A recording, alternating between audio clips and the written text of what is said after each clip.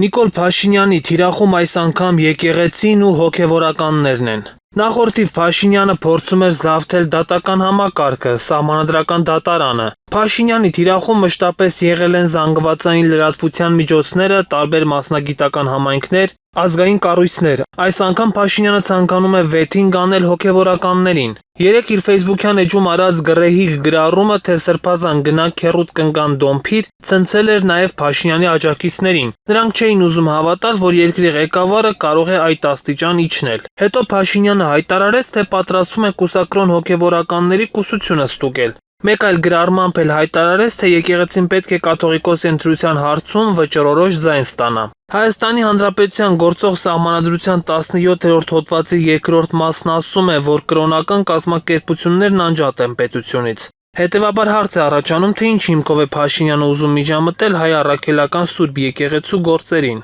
Պետությունը նախ իշխանությունը գործում է եկեղեցու առանձին, սահմանադրությամբ եկեղեցու դերն առանձնացված է եւ պետական իշխանությունը ինչ տրամաբանությամբ կամ ինչ իրավական հիմքերով պիտի միջամտի կաթողիկոսի բարեվարկության կամ ընտրության հարցին։ Նույն հաջողությամբ ոնց որ եկեղեցին միջամտի, իշխանության հարցերին կամ սահմանադրական գործառույթներին, դա անթույլատրելի է։ Մարինե Ֆարմանյանի խոսքով նույն հաջողությամբ էլ եկեղեցին կարող է պահանջ դնել, որ պետական պաշտոնյաները բարեվարկության ստուգում անցնեն եկեղեցում։ Ունի գործադիր իշխանությունը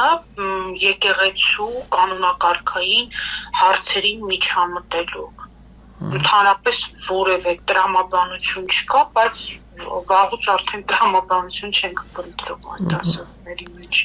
Փաստաբանից հետաքրքրվեցինք, թե Փաշինյանի վերջին 2 օրերի պահվածքը որքանով է իրավական։ Գռեհիկ արտահայտություններ են անում, անգամ երկրի առաջին դեմքը իրեն հայոյախոսություն է թույլ տալիս։ Բացարձակապես ոչ իրավական, ոչ տրամաբանական, ոչ էլ բարոյագիտական,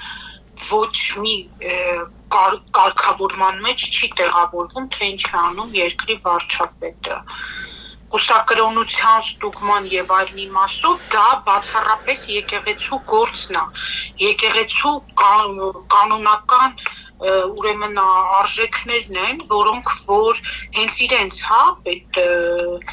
օջալների միջոցով պիտի դա լուծվի։ Մենք ինչ գործ ունենք աշխարհիկներով, մտնենք սկսենք կուսակրոնության հետ կապված հարցերը քննարկել։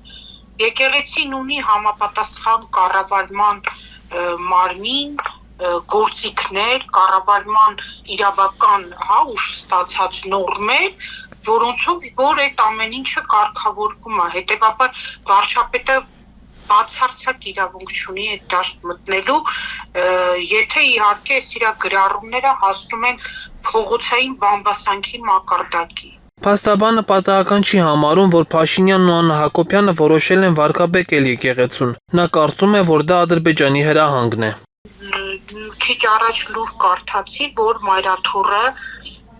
Շվեյցարիայում նախաձեռնում է համաժողով, որպեսզի Ադրբեջանի վայրագությունների մասին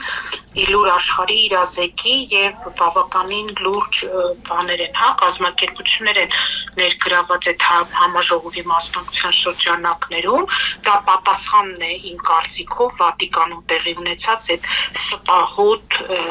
ինֆորմացիայի եւ այդ ինչ որ էլի ժողով էին կազմակերպել։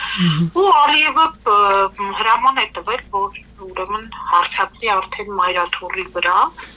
Ես այդպես եմ կարծում, որտեղ եթե լուրերը նայում ենք, բառավոտը ադրբեջանական լուրերն են գրում, արդեն ստիպված ադրբեջանական լուրերն են կարդում, առավոտը Ադրբեջանը գրում այն ինչ-որ բան Հայաստանի դեմ, երեկոյան արդեն սկսում է այդ պահանջները իրագործվելու գործընթացը ԿՊԱ-ականների կողմից, վարչապետի գլխավորությամբ, դրա համար ես այլևս դադարել եմ զարմանալ, որ ինչ-որ բան նորմալ չի, երկրում, որովհետև առաջ երբ որ ասում էին, որ թուրք-ադրբեջանական տանդեմը իշխանազավթում է Հայաստանում կատարել, մտածում էի լավ, երևի դա ծայրահեղ միտք է, բայց հիմա արդեն այդ մտքերը ինձ էլ են այցելում եւ նաեւ մեր սահմանի կրակոցները Ադրբեջանում այդ Զանգեզուրի միջանցքին վերաբերող ողջավորությունները, լրատվական մակարդակի ողջավորությունները հանգեցնում են նաև այն մտքին, որ թաքցվում է, ավելի կարևոր հարցերից, ինչպես միշտ շեղում են հանրության ուշադրությունը։